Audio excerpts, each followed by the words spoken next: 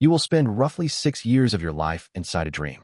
Every single night your brain builds a private reality, complete with people, sound, and emotion, from nothing. And the brain doing that right now is biologically identical to the brain running inside a hunter crouching next to a fire 50,000 years ago. Which means they were dreaming too. Every night. In the dark. And what they dreamed about changes everything we think we know about where human consciousness actually came from. Let's start with what science has confirmed, because the scale of this matters more than you'd expect. In 1953, a neurophysiologist named Nathaniel Kleitman and his graduate student Eugene Asarinsky were running sleep studies at the University of Chicago when they noticed something nobody had formally documented before. Every 90 minutes, the eyes of their sleeping subjects began moving rapidly beneath their eyelids. Heart rate climbed.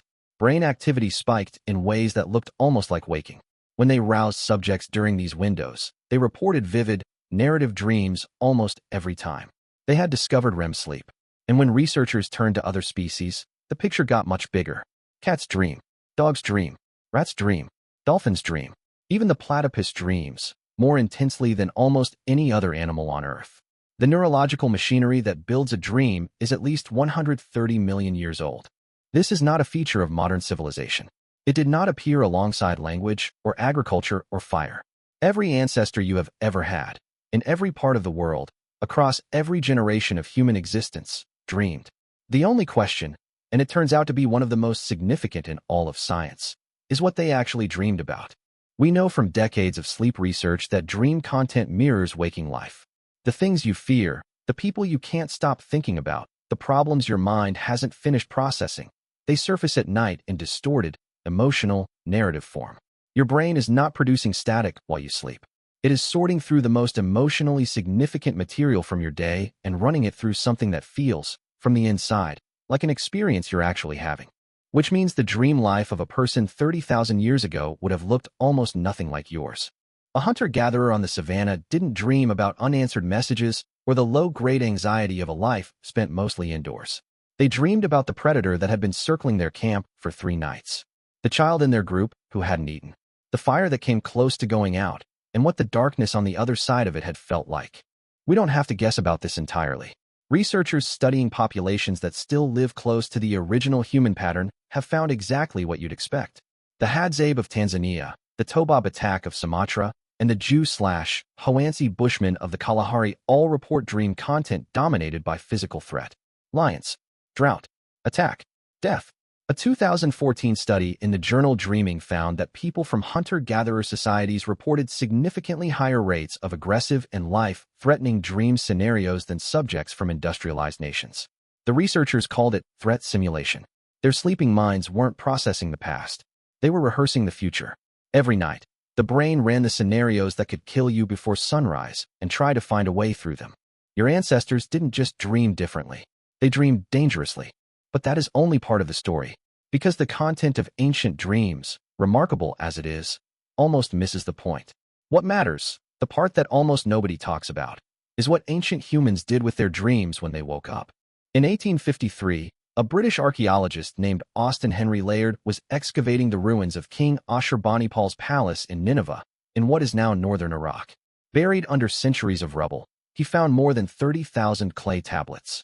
It took scholars decades to work through them all, and among records of military campaigns, astronomical data, and legal texts, they found something nobody expected inside a royal archive.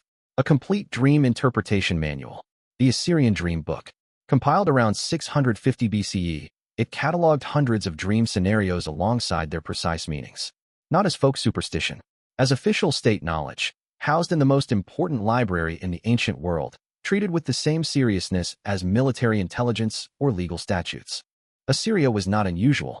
The ancient Egyptians built dedicated dream temples, physical structures where people traveled specifically to sleep and receive guidance. The Chester Beatty Papyrus, dating to around 1279 BCE, is one of the oldest surviving written documents in human history. It is a dream interpretation text. The ancient Greeks constructed entire sanctuary complexes around a practice called incubation, sleeping within the temple of Asclepius, god of medicine, to receive a dream that would diagnose illness or point toward a cure. Patients walked hundreds of miles on foot for access to it. They fasted. They bathed ritually. They offered animals at the altar. Then they lay down on stone floors in the dark and waited. The Iroquois Confederacy of northeastern North America practiced something called dream guessing. When a community member experienced a significant dream, the entire group would gather to identify what the dream required. If the dreamer had dreamed of a specific object, a specific ceremony, a specific unfulfilled desire, the community was obligated to provide it. The dream did not belong to the individual. It carried communal weight, with communal obligations. Every major civilization in human history built formal institutions around dreams. Not because they were naive. Because for 300,000 years, the sleeping mind was understood as the one channel that bypassed the noise of ordinary waking consciousness entirely. Ancient humans treated dreams the way we treat data. They recorded them. They built libraries around them. They reorganized ceremonies in response to them. They walked hundreds of miles for them. They considered ignoring a dream a serious failure of judgment. And then, around the 17th century, we decided they were noise. The scientific revolution demanded replicability, controlled conditions, measurable outcomes. A dream that visited one person could not be handed to another for verification. It could not be isolated from variables or run again under the same conditions. So, methodically, without much ceremony, dreams were reclassified, from the most significant product of the human mind to the least.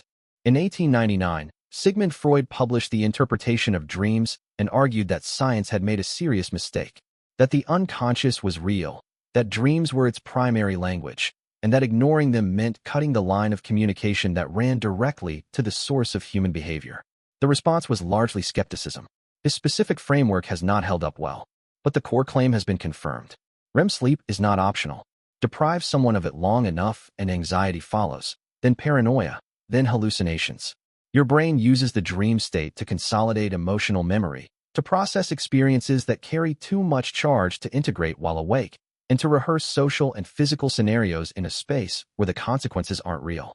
Matthew Walker at the University of California, Berkeley, has called it overnight therapy, the one process the brain cannot replace with anything else. And here is the thing almost no modern person considers. Tonight, while you sleep, while your body is still and your eyes are moving beneath your eyelids, your brain will construct a world from scratch. It will populate it with people. It will give them voices. It will generate light and shadow and weather and consequence. It will write you a story in real time and deliver it with the full weight of lived experience.